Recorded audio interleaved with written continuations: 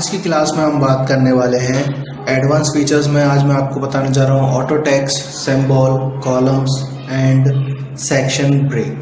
ठीक है, तो सबसे पहले मैं आपको बताऊंगा ऑटो टेक्स्ट। तो ऑटो टेक्स्ट करता क्या है? तो ऑटो टेक्स्ट आपका एक ऐसा फीचर है जिसके द्वारा आप किसी पैराग्राफ को सेव करके रख सकते हो उसे बाद में यूज़ करने के लिए।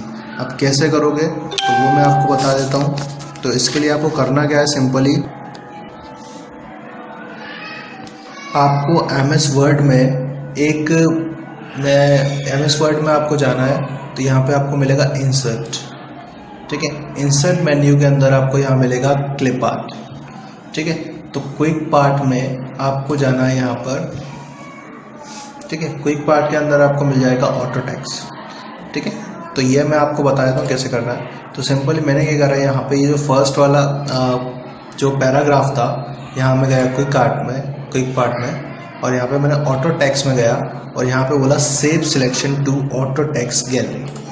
ठीक है, अब मैं क्या करने वाला हूँ कि भाई ये बहुत ज़्यादा बड़ा हो जाएगा ग्राफिक्स प्रोवाइडर।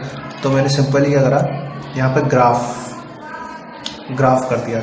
ठीक है, जैसे ही मैं ग्राफ लिखूंगा और एंटर करूंगा ऑटोमेटिकली मेरे सामने जो पैराग्राफ था वो आ जाएगा। अब सिंपली करूंगा क्या मैं, देखिए जैसे मैं ये गया लाइन के नीचे, तो यहाँ पे मैंने लिखा ग्राफ। ठीक है, ये ग्राफ लिखा मैंने। तो जैसे मैं एंटर करता हूँ ये देखिए डेटा मेरा आ गया। तो MS वर्ड में आपको एक अच्छी सुविधा दी जा रही है कि स्वचालित रूप से जो टेक्स्ट आप फॉर्मेट की उपस्थिति को बदलना चाहते हो तो इस सुविधा को आप ऑटो फॉर्मेट कहा जाता है। ठीक है, यानी कि ऑटो टेक्स्ट से आप आराम से इस पर काम कर सकते हो।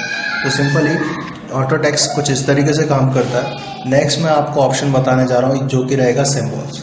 तो अब क्या होता है कि हमें सिम्बॉल्स की ज़रूरत पड़ जाती है। तो सिम्बॉल्स की ज़रूरत को पूरा करने के लिए यहाँ पर MS वर्ड 2013 में आपको ऑप्शन दिया गया है इंसर्ट अ सिम्बॉल।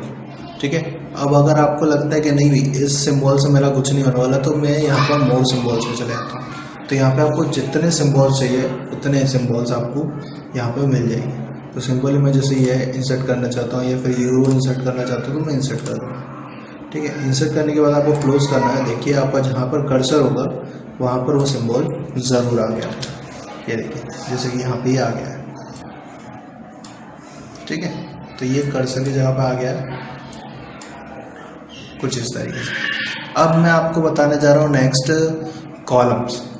अब कॉलम्स क्या करते हैं वो मैं आपको पहले समझा देता हूँ। आप लोग सभी लोग न्यूज़पेपर्स पढ़ते हैं हम लोग, तो क्या होता है वहाँ पे टेक्स्ट को कॉलम में डिवाइड कर दिया जाता है जिससे वो दिखाने में अच्छे दिखाई दें और साथ ही साथ उनमें इमेजेस को इंसर्ट किया जा सके और उन्हें कॉलम्स में डिवाइड किया जा सके। यदि आप अपने पेज का कॉलम जोड़ना चाहते हैं तो आप अपने पेज पर माउस से सिलेक्शन करें, जितने में अपने कॉलम बनाना चाहते हैं वैसा इमेज में दिखाया में इमेज आप एडजस्ट कर सकते हो। तो इसके बाद आपको क्या करना है, सिंपली मैं आपको बताया था कि इमेज मैंने आपको बता दिया कि ये काम क्या करता है। तो आपको कॉलम मिलेगा कहाँ वो देख लीजिए। तो कॉलम आपको देखने को मिल जाएगा यहाँ पर पेज लेआउट में। ठीक है, याद रखिएगा डिज़ाइन में नहीं मिलेगा, ये पेज लेआउट में मिलेगा। लेकिन अगर आप 7 में काम करते हो तो डिज़ाइन मेन्यू वहाँ पर है ही नहीं। जैसे अब ये कॉलम्स है, तो सिंपली मैं क्या करने वाला हूँ, यहाँ पर इसको सिलेक्ट कर लेता हूँ। अगर मैं नहीं भी सिलेक्ट करूँ और कर्सर ऊपर रखूँ तब ये कॉलम में डिवाइड कर देगा। अभी जैसे 1 कॉलम आ रहा है, अगर आपको 2 कॉलम में डिवाइड करना है तो यहाँ पे 2 कॉलम्स हो जाएंगे। ठीक है, अगर आपको 3 चाहिए 3 कॉलम्स हो जाएंगे। और जैसा मैंने आपको कहा था कि यहाँ पर सिंपली आपको 3 कॉलम में डेटा डिवाइड करके दे दिया, और जैसे कि मैंने आप इसको जस्टिफाई कर लिया तो ये देखिए कितना बेहतरीन लग रहा है, मतलब सिंपल एक गुड लग रहा है ये। ठीक है, अब मैं क्या करने वाला हूँ, इसमें एक इमेज इंसर्ट कर देता हूँ। जैसे मैंने आपको बोला था कि इमेज में मैं इंसर्ट करके बताऊँगा, तो मैं आपको इमेज इंसर्ट करके इसमें बता देता हूँ। तो ये मैं इमेज ले लेता हूँ। तो जैसे ये मान लीजिए एक आर्टिकल है। ठीक है, और इसके अकॉर्डिंग उसने एडजस्ट भी कर लिया अपने आप को। तो ये इमेज इंसर्ट कर लिया मैंने। ठीक है, अब बात ये आती है कि इसमें स्पेसिंग ज़्यादा है थोड़ी सी, तो मैं स्पेसिंग कम भी कर सकता हूँ इनकी। तो स्पेसिंग कम करने के लिए क्या जाऊँगा, पेज यहाँ पर आपको मिल जाएगा मोर कॉलम्स। तो यहाँ पे देखिए आपको वर्किंग जो स्पेस है वो वहाँ पे ऑप्शन मिल जाएगा आपको। तो यहाँ पे स्पेसिंग आप कम कर सकते हो। ठीक है, तो मैं यहाँ पे कम कर देता हूँ। मैंने इसको 3 कर दिया, देखिए स्पेस कम हो गया। अब जो है आपका इमेज का साइज़ आप थोड़ा सा बढ़ा सकते हो ताकि वो उसके हिसाब से थोड़ी सी अच्छी दिखने लगे, ठीक है। तो ये आपको मैंने बताया वर्किंग विद कॉलम्स। अब सेक्शन ब्रेक करना क्या होता है, तो सेक्शन ब्रेक करना मतलब कि पैराग्राफ को अलग अलग कर देना या फिर पेज को अलग अलग कर देना, पेज को ब्रेक कर देना।